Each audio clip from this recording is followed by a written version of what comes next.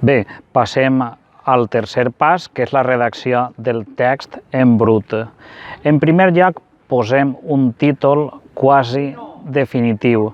És quasi definitiu perquè, com ja hem desenvolupat, hem redactat l'esquema en què tenim les idees principals, ja sabem quina idea pot resumir el text en general. Aleshores escrivim aquest text. Després, la salutació adequada al context, al registre, al format, al receptor, etc.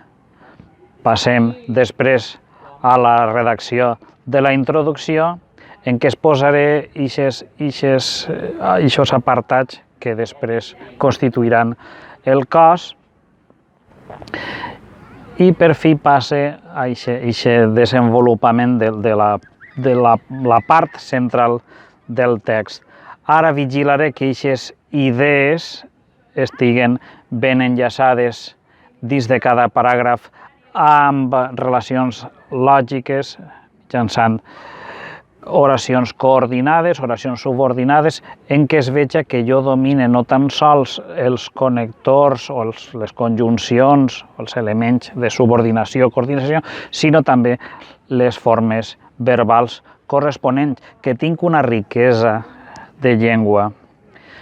Establisc els paràgrafs tenint en compte que cada paràgraf desenvoluparà una idea principal, i que aquests paràgrafs estaran convenientment relacionats amb els connectors. Recordeu que és una queixa continuada dels correctors, que la gent no es posa, no introdueix suficientment els paràgrafs amb connectors, i això es penalitza.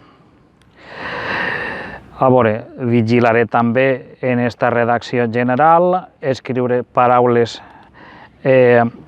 més en una quantitat superior al màxim, perquè sempre serà més senzill anar retallant. Després, vigilaré que hi hagi una claredat, una riquesa, un ús de sinònims, hiperònims, etc., de manera que es veja que jo domine el llenguatge, que sóc mereixedor del títol del C2.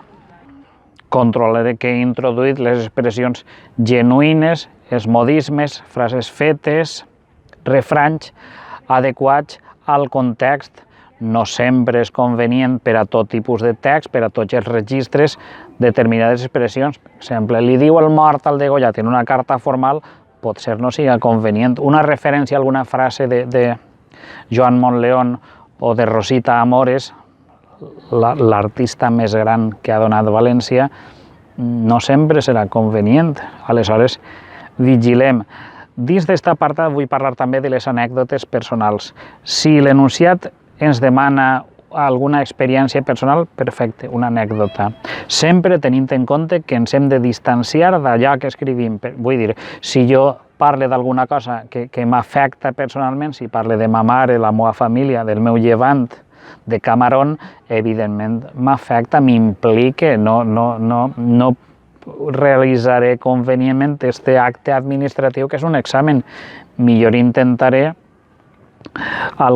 parlar d'algun tema en què no estigui jo implicat, i després sempre qualsevol anècdota, com la resta del text, hem de pensar què aporta el significat general. Aporta alguna cosa a les relacions de què estem parlant? Demostra que tinc una riquesa de vocabulari convenient, o està ahí per omplir, per fer, no sé, col·loquialment diem, per fer bulto? Escolta, doncs la llevem. Després d'això ja podem escriure la cloenda, les fórmules d'acomiadament i la signatura. Recordem que en tot tipus de text hi ha unes parts que no podem deixar de banda, la signatura, la salutació, etc. I ara, per fi, el quart apartat és la versió definitiva amb la revisió del text que hem fet. Revisaré, mentre escric, les faltes, la quantitat de paraules, el fet d'haver parlat de tots els punts que posava l'enunciat, que apareix l'aparició del matís de significat concret, si evita repeticions, si puc enriquir un poc més la llengua, amb més claredat, si s'entén, si puc canviar alguna paraula per una altra de més rica, si s'entén correctament, si no ens repetim com acaba de fer jo, si les idees estan desenvolupades seguint una progressió temàtica, si apareixen els connectors corresponents, etc. Per fi, jo sempre parlo que hem de complir una màxima. El que li lliure al professor és el millor que sóc capaç de fer. Puc fer-ho millor, si puc fer-ho millor, ho faig. Si és el millor que puc fer, ja decidirà el professor si sóc mereixedor, segons el seu criteri, del títol o no, però sempre és el millor avant.